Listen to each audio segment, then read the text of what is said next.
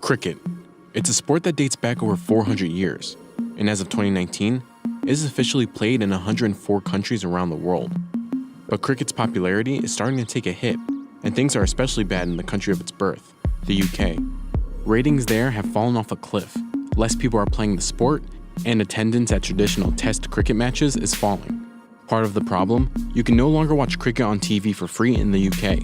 In 2005, the sport became a pay-to-watch event on TV, when the England Cricket Board sold the broadcasting rights to Sky Sports.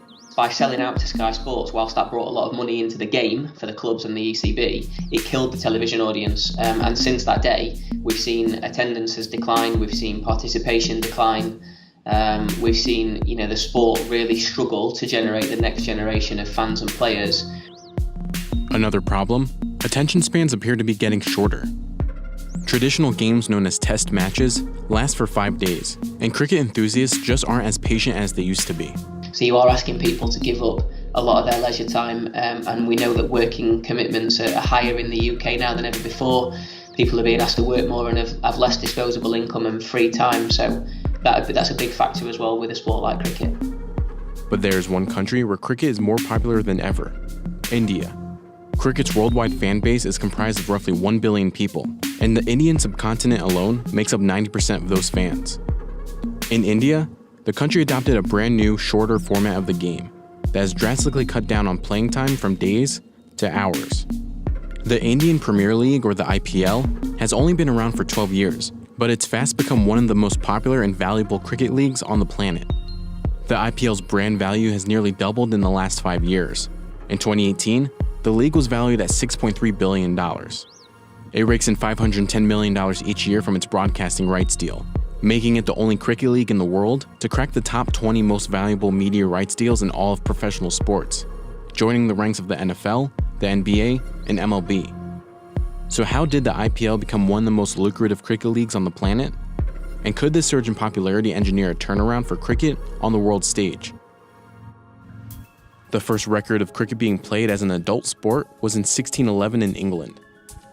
The sport started to take shape in the 17th century, and by 1709, it was recognized as a legitimate pro sport.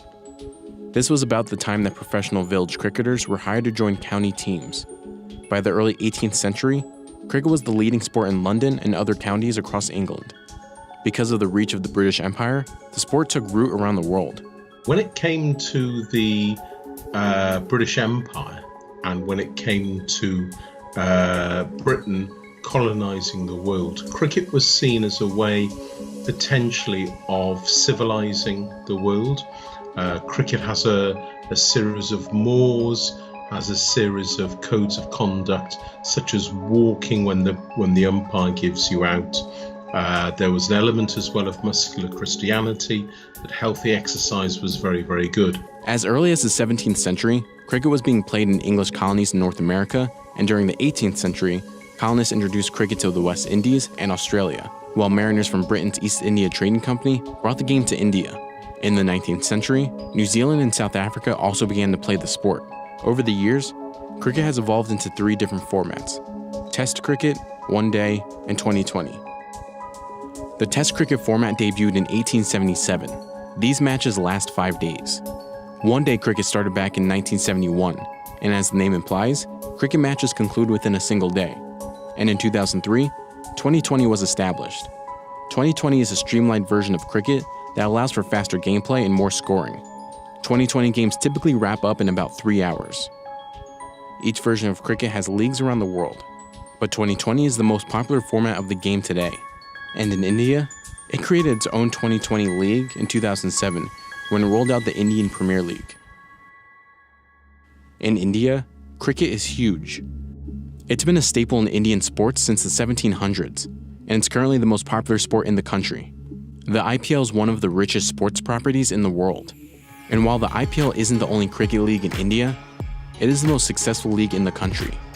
The 48-day annual tournament was created in 2007 with the help of the Board of Control for Cricket in India and Indian businessman Lalit Modi. Even though cricket already had a few pro cricket leagues, they wanted to capitalize on the commercial success of 2020, so they modeled the IPL in a similar nature to pro sports in the US. The IPL was specifically modeled after the likes of the NFL, which has a decentralized league, meaning that all teams are owned and operated independently. Also similar to the NFL model, the IPL is its own league with its own unique structure. There is a separate T20 World Cup where India competes, but that's different from the IPL. Even though matches are all held in India, team rosters are chock full of top international talent.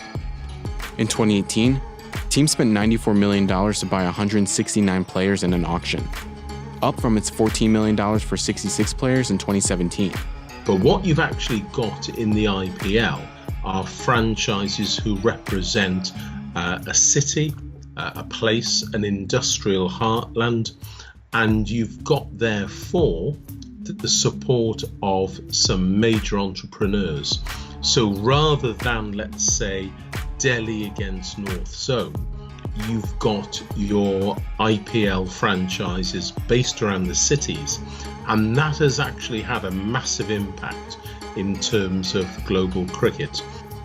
To make sure the stands are filled with as many IPL fans as possible and to maximize TV viewership, matches are typically played in the evening and on weekends. The IPL is a huge moneymaker in India. Since 2014, the IPL's brand valuation has doubled to $6.3 billion. The reason? The IPL has one of the largest fan bases for a single sports league in the world. During its opening week of the 2018 season, the IPL broke records when 371 million viewers tuned in to watch. And by the last week of the tournament, a total of 769 million fans watched the 2018 IPL season. The ad revenue generated for that season was over $276 million, according to Star India's managing director. High ratings and ad dollars were a big part of why major US media companies had their eyes on the IPL's broadcasting rights. When the IPL launched in 2008, the league issued media rights to Singapore-based sports marketing agency World Sport Group. They broadcasted IPL matches on India's Sony Max TV channel. Under the terms of the 10-year contract, World Sport Group paid the IPL approximately $1 million per match in its first year for the exclusive broadcasting rights. The overall value of that broadcasting deal was $918 million. When the broadcasting deal expired in 2017, there was a global bidding war for exclusive rights for the IPL. Fox and Sony put in competing bids, while Facebook also put its hat in the ring for the 2018-2022 digital rights of the IPL, making a $600 million offer.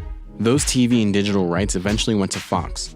The American broadcaster struck a 5-year, $2.55 billion deal for the global media rights of the IPL. The price per match jumped from $1 million to about $8.47 million per game. For comparison, the NFL cost per game is around $22.5 million. The English Premier League is around $13.2 million. The NBA is close to $2 million, and the MLB is just $630,000 per game.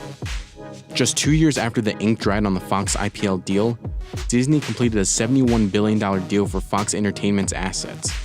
One of the assets that Disney now owns is Hotstar, the Indian video streaming company. In 2019, that streaming service set a global record for the number of people tuning into a live streaming event. There were 18.6 million concurrent viewers watching the IPL's final match on Hotstar's website and app. And with that kind of viewership, naming rights for the IPL are also huge for the league. Since 2008, the IPL's naming rights have changed hands 3 times from brands DLF to PepsiCo India, and finally to Vivo, a mobile handset manufacturer in China. Vivo first took over title sponsorship in 2015, and in 2017, Vivo signed a fresh 5-year deal with the IPL worth approximately $341 million. In 2018, the average salary of cricket players in the IPL jumped nearly 30% from the year before, all thanks to the massive TV deal signed with Fox in 2017. Before that deal, players across the league had an average salary of $3.9 million, but in 2018, the average salary was just over $5 million. And unlike other major sports leagues, the IPL season is so short that players have a chance to bank even more cash in the off-season. The IPL takes place in the spring, starting at the end of March or early April and continuing through May. That means cricketers have the flexibility to play for other clubs around the world. Take the Mumbai Indians player Kieran Pollard. In 2017, he earned more than $1 million for 2 months that he played for the Mumbai Indians in the IPL. In that same year, Pollard had multiple revenue streams from playing for cricket leagues in Australia, Bangladesh, and South Africa. But just as cricket first spread across the world in the 18th century, Cricket's latest format of 2020 is similarly taking root across the globe. There's even a record-breaking investment for a 2020 league in a country where cricket isn't even remotely popular, the US. In May 2019, USA Cricket received a $1 billion investment from American Cricket Enterprises to develop a 2020 league in America. It's one of the biggest deals for development of domestic cricket in the US, and the launch of the league is set to take off in 2021. Since the 2020 cricket format was introduced in 2003, it has taken the cricket world by storm, and it doesn't seem to be slowing down anytime soon.